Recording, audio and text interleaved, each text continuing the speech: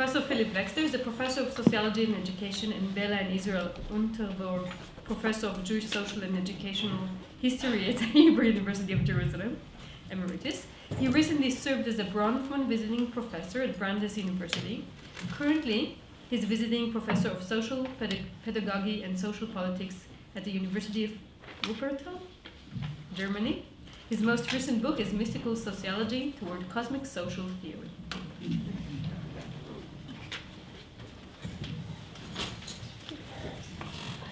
Thank you. Yes, this is Mystical Sociology. I am going to try to do a little bit of an excerpt from that. I want to get to 3 points.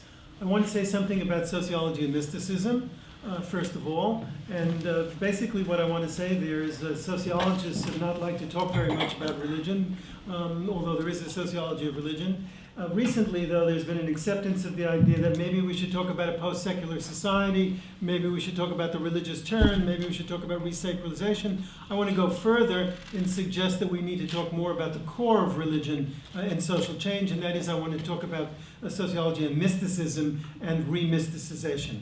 The second thing, so I want to say some general theoretical things about sociology and mysticism. Secondly, I want to talk about practical social problems, contemporary social problems. Sociology has diagnosed them, tried to say something about them, tried to solve them. I want to suggest, though, that this mysticism, which is key to the religious turn, offers solutions to practical social problems. So I want to talk about mystical practices as solutions to contemporary general social problems.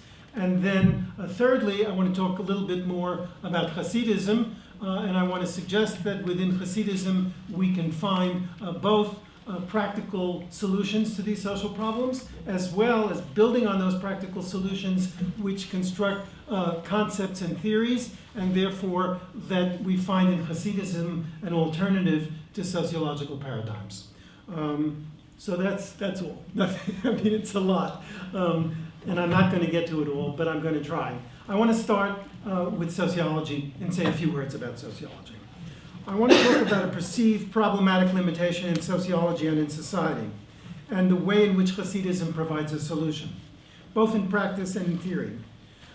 I don't apologize for the speculative character of some of the sociology, although there is empirical and anecdotal support for my view. I am much more reticent to say anything about Hasidism, particularly here, and Chabad in particular, since some of my teachers, like Rabbi Moss and others, are here, and I hope they will be tolerant of my lapses into naivete. However, I'm willing to suffer this embarrassment as a sociologist, since I think that mysticism generally, and Hasidism in particular, has staged an historically surprising comeback and revitalization in the face of the apparently foregone assumption of the complete triumph of modernity, of instrumental rationality, and of sociology as its scientific aspect. Hasidism is now an undeniable cultural resource for everyday life and for social theory. Sociology, however, is not in such a self-critical mood ready to accept arguments for its current limitation, especially if they come from the other side of the aisle, which has been long thought that modern science defeated when it conquered religious claims to any serious empirical social truths. Rather, sociology is largely content to accumulate empirical evidence, often detached from deeper paradigmatic assumptions in what C. Wright Mills called abstracted empiricism. In recent years, however, there's been an opening to theory, and the founders of the sociological tradition have been revisited, respected, and even creatively revised. This is the tradition of late 19th century and early 20th century modern Western European social theory, which has become the canon, stated, revised, and most implicitly the conceptual underpinning of sociological work. Of course, I'm referring to the ideas of Durkheim, still the pillar of sociological thought more than 100 years later. Marx, however, scientifically neutralized and sanitized as an appropriate foil to Durkheim, and Weber as representing a third alternative way. There have, however, been times when sociology opens a small space for a very small stream of work that is sociologically critical of sociology, emphasizing how social theories themselves belong to specific contexts and how social understanding is an historical cultural representation. This small stream has appeared under the rubric of sociology of knowledge, sociology of sociology, and reflexive sociology. Here, too, C. Wright Mills was a pioneer. And in his 1943 paper on the professional ideology of social pathologists, he shows persuasively how the apparently neutral scientific definition of social problems textbooks can be traced to the Protestant ideology of their authors, an overwhelming percentage of whom were the sons of small-town Protestant clergy. More recently, Alvin Gouldner argued strenuously for reflexive sociology, one grounded in changing historical and social contexts of what he called the infrastructure of theory represented changes in social life, and not only in the internal discourse of the sociological profession. He tried to show, and I don't want to go through this whole discussion about the rise of the welfare state and Parsons and the new forms of social theorizing. Gouldner himself, however, looked for an alternative to social explanations further afield in exploring the ideas of the ancient Greeks. And much later, much more recently, George McCarthy tried to show how the canonical thinkers of Western sociology were themselves rooted in Greek thought. It was, however, Lev Shestov, at least for philosophy, that it is not only who said that it is not demonstrated, it's not only a question of the Greek heritage as foundational for the possibilities of contemporary thought. As he put it, there is Athens and Jerusalem. Jerusalem has not been very much tried, however, by sociologists, even those in the reflexive and critical schools. Here, too, there are notable exceptions. Most famously, two German sociologists, Martin Buber and Erich Fromm, though neither of them is now thought particularly as a German or as a sociologist. I'm not going to talk about Buber today, except to say, and Mendes Fleur has written about Buber as a student in Zimmel's lectures in Berlin, but I did read Zimmel's very, very later posthumously published papers on emotions and the I-thou relation, which undoubtedly Buber heard in Berlin during those 2 years. I want to say a few words about Erich Fromm, though. Fromm stays closer to his sociological origins as a student of the cultural sociology of Alfred Weber in Heidelberg.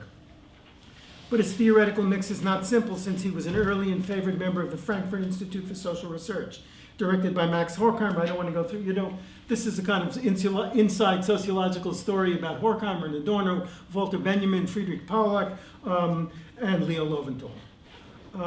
This Frankfurt school remains the source for critical social theory, which is the alternative in some ways to the mainstream of Western sociological theory.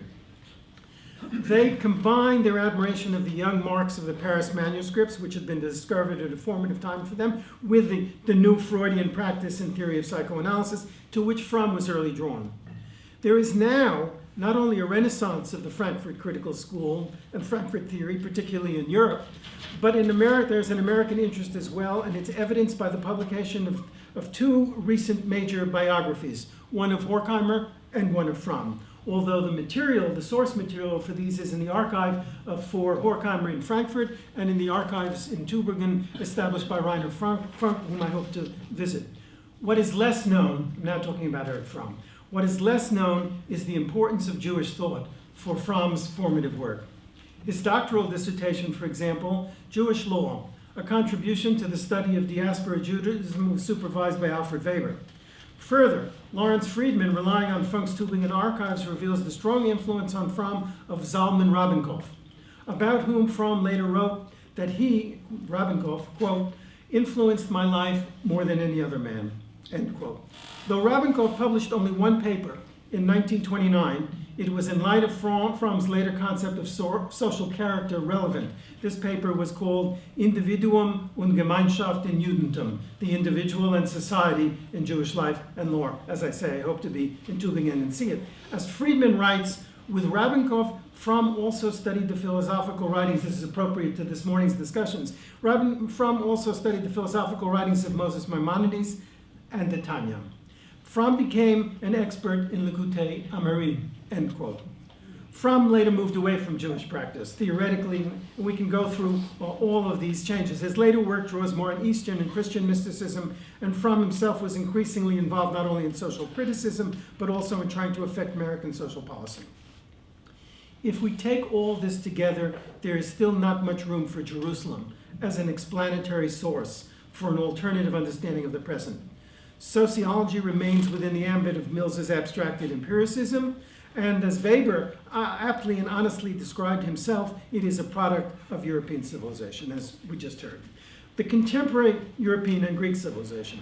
The contemporary Frankfurt School of Critical Theory, as represented in the enormously influential work of Jürgen Habermas and the current influence of Axel Honneth, has increasingly drawn its theoretical substance from the Chicago School of Symbolic Interaction, further evidence of the Americanization of social theory. However, the critical theory renaissance makes the earlier Frankfurt texts more salient. Students can again be asked to read Horkheimer's essay, Traditional and Critical Theory, in which he forcefully argues for the historical character of social theory. In Hasidic terms, it is about going with the times. This is the call that I want to address between the traditions of critical theory and Hasidism, to pay attention to what is happening socially, as Marx put it, before our very eyes, and to ask what a changing social structure and culture implies and induces for everyday social practice and for theory. And that is what I tried to do in mystical sociology. So first, I want to say a little bit about, that's the preface, a little bit about sociology, a little bit about Fromm, a little bit about the absence of the Jewish voice in the formation of sociology, despite the importance of the critical theory in the Frankfurt School, about which more. First, something about sociology and mysticism. These are really snapshots. Sociology does not, I suggest, following the Frankfurt School of Critical Theory of Horkheimer and Adorno particularly, transcend history, despite its pretensions of formal explanation and universal knowledge. It is a historical cultural representation of changes in society and culture, even as it tries to generalize and systematize its knowledge.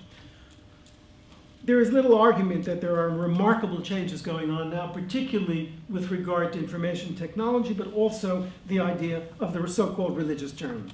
In his paper, Religion in a Post-Secular Society, Brian Turner writes, and I quote, "What has changed? The obvious answer is that there are various transformations of social and political life that have placed religion as an institution at the center of modern society." Grace Davies opens her discussion of this shift, which she unabashedly refers to as resacralization, with the comment that it is recognizing not only that there is a considerable evidence for resacralization in the modern world, but that the evidence is subtle, complex, and constantly changing. For her, secularization should no longer be the assumed position for theorists in sociology.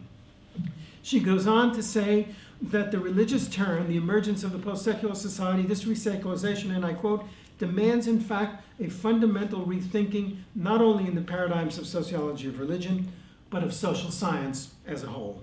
In short, social science, no, this is still Grace Davy. In short, I'm amazed at how radical her position is, and close to my own, although, well, we won't talk about that for the moment. In short, social science itself has just as much as its subject matter must respond to the demands of resacralization. I go further and try to find a path for such paradigmatic rethinking inside of the very core of religion, in mystical traditions, which are at the heart of resacralization, and particularly in Jewish mysticism.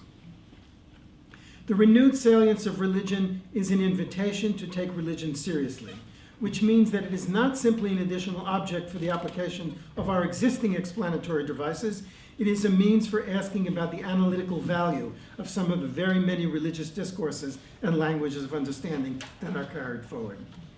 While explanatory power can be found in a variety of non-sociological discourses, the religious turn represents a particular opening toward the half-forgotten languages of religion that can be rethought and redirected toward the project of social understanding.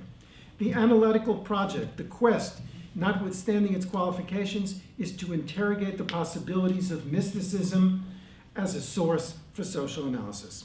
This is not so strange as it may sound. The famous Protestant ethic is a prominent example of how a system of religious belief and form of life evolves and becomes a powerfully transformative shaper of mainstream secular life. An ascetic religious regimen and theology become the habitus of a super-rationalization in all of secular life, its spirit, or ethos. What was once a means of religious redemption unintentionally becomes, in its secular form, instead an iron cage. The premier sociologist of modernity and the role of religion within it condemns and condenses modernity with that famous phrase, the iron cage. There is no way out for Weber. Unless we doubt him, he reads Yeshayahu and talks about the watchmen of Seir, that there is no salvation, not for now. Come again another time. Do not look further. Come again another time. For us, however, that is Weber's answer to the role, the possible potential of religion for social transformation. For us, however, mysticism appears to be a possible path to the way out, beyond the death of being, of which we also heard about just now, beyond the death of being, over which the secularized asceticism of modern society presides. It is a practical alternative basis for culture and for social theory, just as Weber's Protestant asceticism was for modernity. I want to quote, apropos of Professor Gobb's discussion of William James, and we talked earlier about Durkheim. Obviously, there's an antipathy between Durkheim and James, and Durkheim has a snide footnote to James, and then in the posthumously published lectures on pragmatism says some critical things about James. But it is not just Durkheim who does not like James's emphasis on mysticism as the core of religion. In a letter that James wrote in Edinburgh, toward the end of a series of the Gifford lectures, he writes, this is reported in a recent biography by Richardson, to quote William James, "The mother sea and fountainhead of all religion lies in the mystical experiences of the individual." Taking the word mystical in a very wide sense, all theologies and all ecclesiasticisms are secondary growths superimposed. I like that quote especially because Gershom Schollem's model for sociological analysis was not so much, I think, Max Weber as Ernst Troeltsch. And Ernst Troeltsch and then Gershom Scholem both use exactly those terms to describe mysticism as a secondary phenomenon with relation to religion. What I want to say, rather, is that it is mysticism, the core of religion, which now revitalizes society more generally. Mysticism, as we have described it in the various, that's in this book, is no longer only a unified phenomenon. Now I'm talking about mysticism as a social process. Rather, those characteristics, the elements of mysticism, break apart. They are no longer part of an essential unitary phenomenon. These constituent elements of mysticism play a role in reconstituting a society that emerges after modernity and after postmodernity. There is a recentered secular mysticism at the social core. Maybe this is a wild hypothesis, but I think we can say something about it. At the heart of resacralization, there is a remysticization. I then want to go on to talk about something beyond the post-secular society, to talk about a mystical society, and that's not so strange as it may seem, but I'm not going to go back and talk about Toulmin, but I just would say, who in 1982 wrote a book called The Return to Cosmology, which is about a reorientation of the philosophy of science. We are imagining the furthest reaches of resacralization, where the return of the sacred to organized discourse and institutional life is supplanted by a new dimensionality. And I think we heard that this morning in the discussion about nomos and eros. As Steinbach describes it, there is, and I quote, a vertical dimension in experienced everyday life. Taken together with Toulmin's academic prognostication, we find both in theory and in practice a move beyond the sacred that can be incorporated and deployed on the horizontal plane of the social. We talked about the horizontal plane as well. Instead of a post-secular society, a return to religion, and even mysticization, we aim through a process of cosmicization to talk about a cosmic society. This is a whole set of multiple worlds, multiple dimensions of verticality, far beyond when Marcuse talks about a one-dimensional society as a member of the critical Frankfurt School, when he's saying, oh, America's terrible, there's consumerism, there's capitalism, and so on, he's talking about a one-dimensional society closing off the space, all on the horizontal dimension. That is to say, there is not social opportunity, there is not self-realization, there is a deformation of being, but for Marcuse, it's all on the horizontal plane. He's not addressing the whole possibility of closing off alternative experiences, alternative worlds, different cosmologies. Anyway, if Moshe Idel were here, we would talk about Ian Coliano and the opening to multiple worlds that is part of a remysticization in society. Now, that sounds very far-fetched to say there's a remysticization in society. I want to give you some examples of how it's happening, and it's not simple. I think, to use the old critical theory terms, there is a dialectic of remysticization. What does that mean? It means that elements of what we historically know as mysticism are adapted and become, again, Dell talks about techniques, and become techniques, but they become secularized techniques. And they are used as processes of adaptation to solve practical, contemporary, everyday social problems. In other words, there is a practical heuristic value of mystical practices in relation to historically specific social problems. That is, it becomes, in some sense, non-mystical.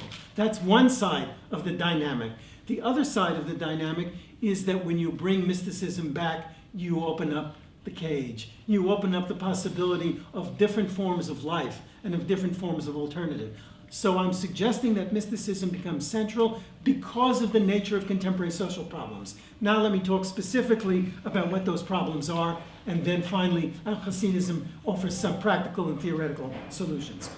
The mystical forms of everyday life, I want to suggest that these problems revolve around the problem of excess, of too much.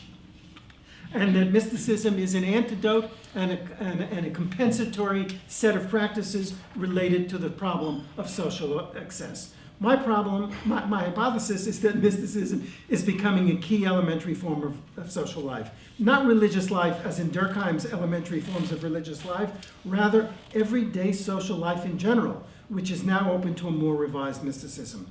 Elementary forms of religious practice, such as union, communion, prayer, sacrifice, meditation, contemplation, prophecy, trance, ecstasy, absorption in the divine, are practical activities which come to have a more general, everyday, existential meaning in everyday life.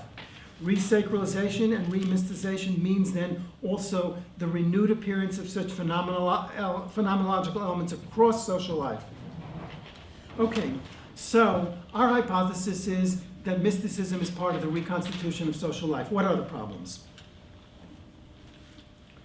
Mysticism has begun to provide practical solutions to salient social problems and challenges of everyday life.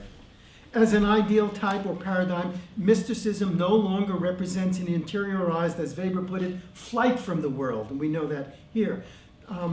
Rather, they provide socially adaptive forms of everyday interactional response and compensatory repair to the apparently limitless excess of a range of contemporary social process. What are these examples? Here we begin to work through several examples that illustrate the dynamic of mystical resacralization. I take just four. Individualism, informationalism, powerlessness, and the exhaustion and routinization of ecstasy are grounds for the onset of the return of a revised and revitalized decentered assemblage of mystical practices, an unexpected form of the return of the core of the sacred and its integrative social functioning. First, a few words about individualism. The rise of the individual self is one of modernity's great successes. At the same time, is perhaps also its most well-known and familiar social problem.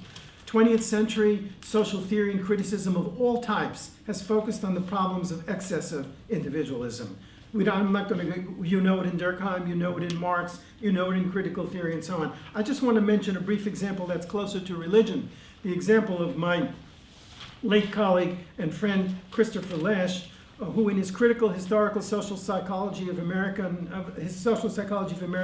culture deplores the effects of modern social structural process and self-dynamics and paints an individualism in its last breath, individualism at last gasp, as narcissistic, as minimal.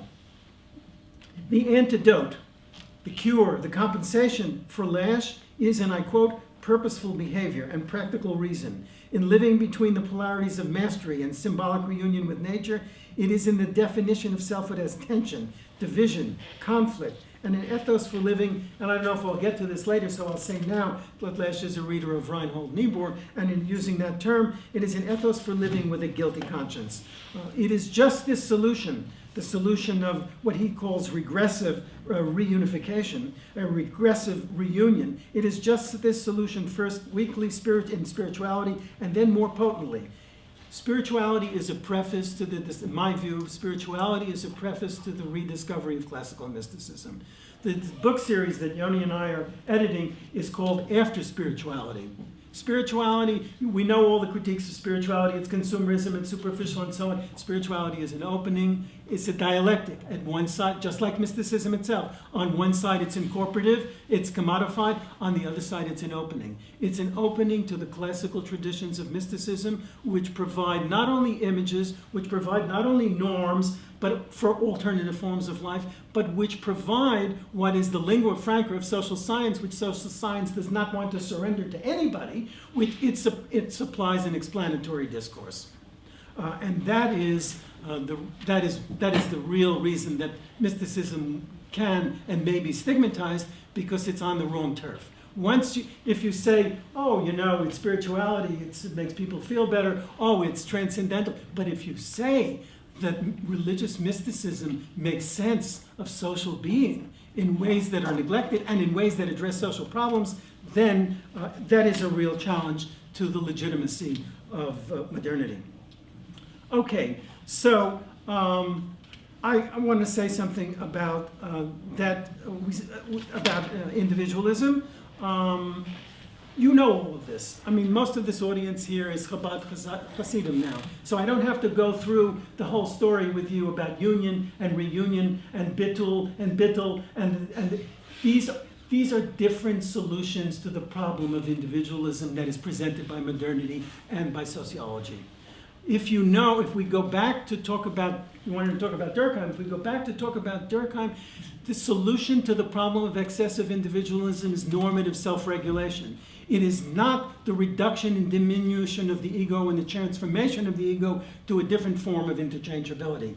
In other words, mystical union is a practical solution to the problem of excessive individualism.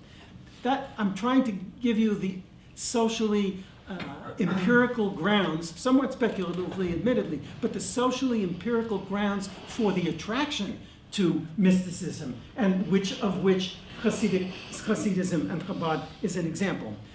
What is now changing is that mysticism is mined as a social and cultural resource for practical mass solutions of commonly faced everyday social problems. The transportation of social practices across time and place is one of the features of the network society.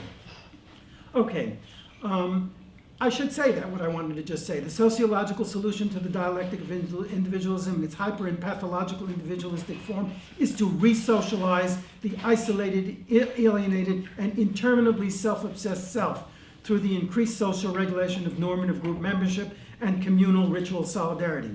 Mysticism offers the opposite solution to the same problem. Excessive selfhood can be reduced rather than restrained. Surrender to a more inclusive other, which, however, is not society, the Durkheimian solution, but the divine holiness, the all. The narcissistic self is succeeded by a mystical self. I want to talk about something that's the whole story of modernity. I want to go to the postmodern and talk about the problem of informationalism. So individualism is one domain. The second is informationalism. Informationalism is the newest problem of excess on the social horizon. Kenneth Gergen, the famous American psychologist of the self, was early on to this discussion. He said both the romantic and the modern beliefs about the self are falling into disuse, and the social arrangements that they support are eroding. This is largely the result of the forces of what he called social saturation. Emerging technologies saturate us with the voices of humankind.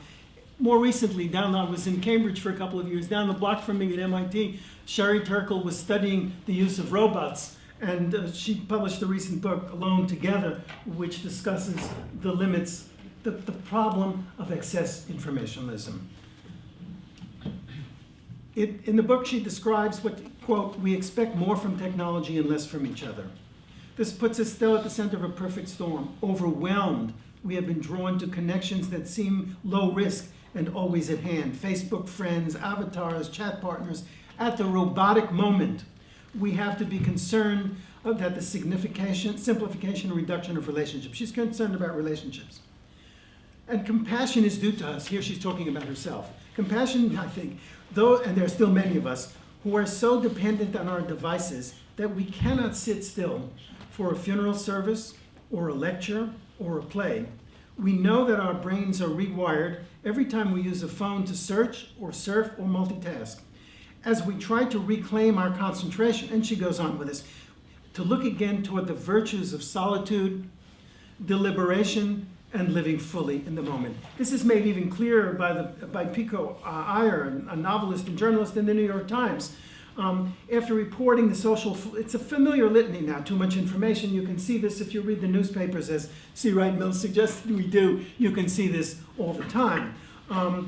Pico Iyer says, even Intel experimented with conferring 4 uninterrupted hours of quiet time every Tuesday morning to 300 engineers and managers. And then he begins to look beyond moderating excess to alternative forms of behavior.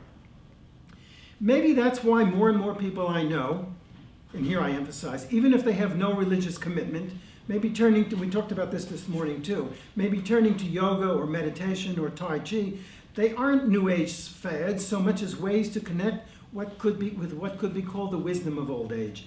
2 journalist friends of mine observe, and I quote, an internet Sabbath, he uses those words, every week. And this goes on. I suggest that the same dynamic of excess and compensation that we can already discern with regard to individualism can be found in the domain of informationalism. Beyond that, there is now increasing recognition that the antidotes can be found in religious and ancient practices and traditions. And even further, that they can be decoupled from religious commitment. That's the dialectic of remysticization. In other words, it begins in Hinduism, then it goes to yoga as a practice, then from yoga it goes from the yoga center to the gym. And there is a process of secularization of the elements of mysticism. But that's only one process. The other process is the remysticization opens to the textual traditions as well as the experiential traditions from which alternative ideas as well as being can be brought forth and shown to be an effective, adaptive, efficient alternative both in practice and in theory. I want to say that the same dynamic, I have 5 minutes? No, I have 15, that's great. I want to say that you can do the same dynamic of excess and compensation, where the compensation increasingly in practice builds on the elements of that we recognize as the elements of mysticism. Generally, in the book I have a more general discussion, but we can see it in Hasidism, and of course, you know more than I that we can see it in Chabad, and I want to come back to that in a moment. Powerlessness. The issue of powerlessness is not so much the question of excess of too much power, although there is some of that. The issue is too much uncertainty and the need for the stabilization of power. Again, without getting into all the specifics of it, there is a recontextualization for the source of power. In other words, to make the dependence on the other of power a more stable and less market, uncertain source. In other words, I'm talking about practical, everyday problems of social interaction. The other, by a strategy of redefining who the other is in the interactive social and relational struggles for dominance. Within the phenomenon of reset, the uncertainty of social market accumulation of power can lead to a rejection of the market as a power provider. Within the phenomenon of resecularization, and this is being studied empirically, as Don was telling me earlier, but still I think we don't have enough evidence, though there is still insufficient evidence, we hypothesize that there is a return to prayer. Prayer, following Heiler's canonical account, is the heart and center of all religion. Prayer is an interaction in which the powerful other, we're talking about power in the other, is not subject to market variability, but it is an eternal, limitless presence available for a non-contingent form of everyday interaction. It is, as Heiler emphasizes, a social phenomenon. Prayer is a real communion, an intercourse, an interchange, and so on, between men, and he talks about the divine as well. There is a repositioning in the location of power outside the forms of everyday social interaction. The same thing with regard to routinization. The meaning and importance of ecstasy are that it is outside of the everyday as an ecstasis.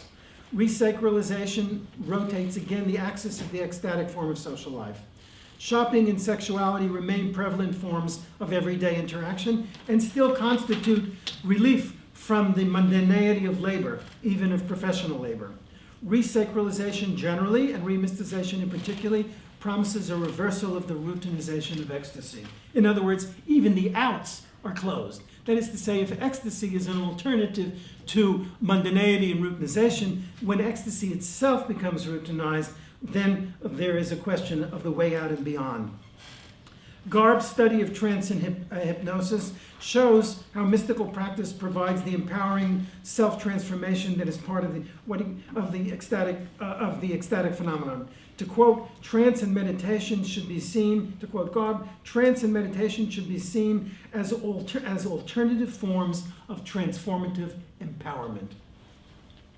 The shaman, as Eliade, Kepfer, and others have shown, is embedded in the lore and context, albeit in the mystical aspect of specific traditions, traditionally defined ritual practices. Ironically, Garb wants to bring what he calls, quote, the strongly social nature of Hasidic shamanism to the attention of scholars of Jewish mysticism. It is, however, at a time when shamanism is increasingly individualized, rationalized, and resacralized as a technique to reignite ecstasy beyond shopping and sex. So both things are going on at the same time. There is a dialectic of remysticization. Last part, Hasidic solutions. Taking religion seriously, to quote Eleanor Roche, as she calls it in her discussion of the relevance of Buddhism for cognitive science, means that religious traditions contain concepts that are meaningful for understanding contemporary, more general secular realities. I do think that we can draw out ideas, including social ideas, from long chains of religious thinking about religious tradition, especially pertinent now, mystical traditions. That has also been Milbank's view of the sociological displacement of Christian theology and its contemporary replacement. From the critical social theory perspective, such concepts are not static or universal, but historically changing and linked to processes of historical social change. We've heard a lot about Hasidism this morning and some about Chabad. I want to say this, though. In an interaction between such discursive traditions as sociology and Jewish mysticism, neither side has a privileged monopoly on offering a vocabulary of general social understanding. It may well be the case that mysticism is not intentionally directed toward comprehending social life in the explicit, purposeful, and systematic way that sociology has done. Nonetheless, we find an implicit network of meaningful concepts that have implications for social explanation that in fact constitute modern social theory.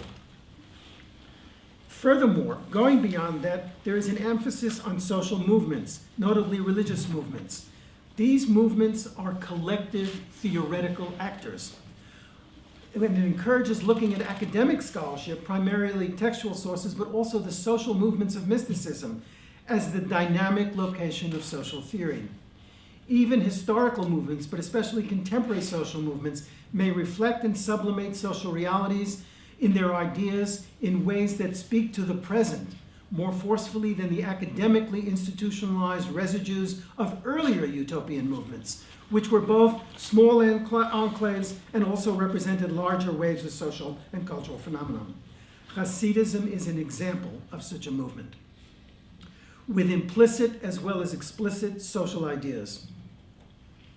Moreover, in its theory and practice of what Weber called inner-worldly mysticism and the example which Sholem uses to try to demonstrate how the social context is relevant to social mysticism, Hasidism is a logical place to begin to look for social understandings that make sense and illuminate the present better than the currently hegemonic models of rationalized air of classical social theory.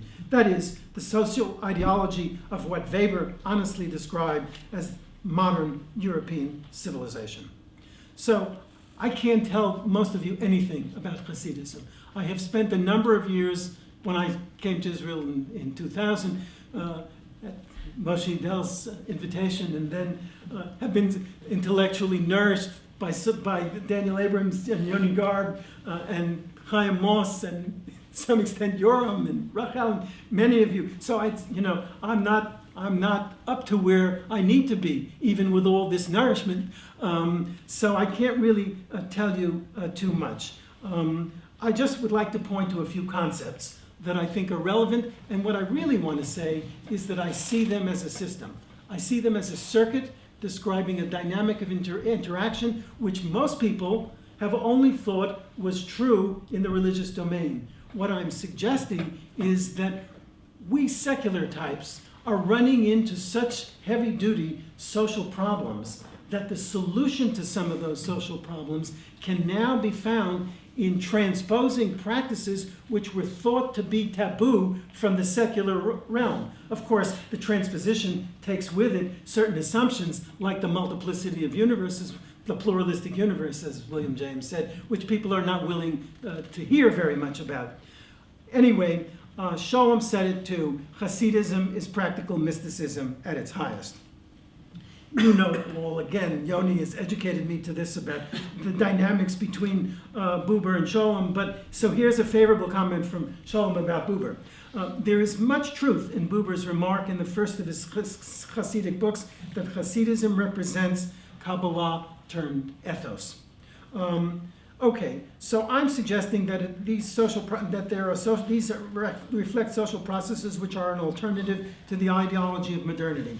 All right. Now, again, I'm just going to enumerate them here. To use Foucault's term, I want to talk about I'm really talking about counter practices.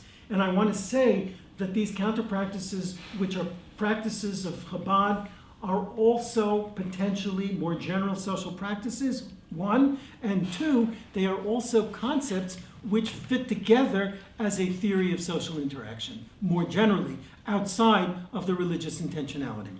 What are some of these concepts? The modern social theory solution to the excesses of individualism is to reassert the regulatory power of solidarity. Contemporary social critics reassert the constitutive power of morality and the value of socially integrative communities, updating Freudian conscience and Durkheimian solidarity. The other way out of excessive individualism is neither to tighten the hold of the individual conscience nor limit an apparently limitless desire for more by normative social constraint.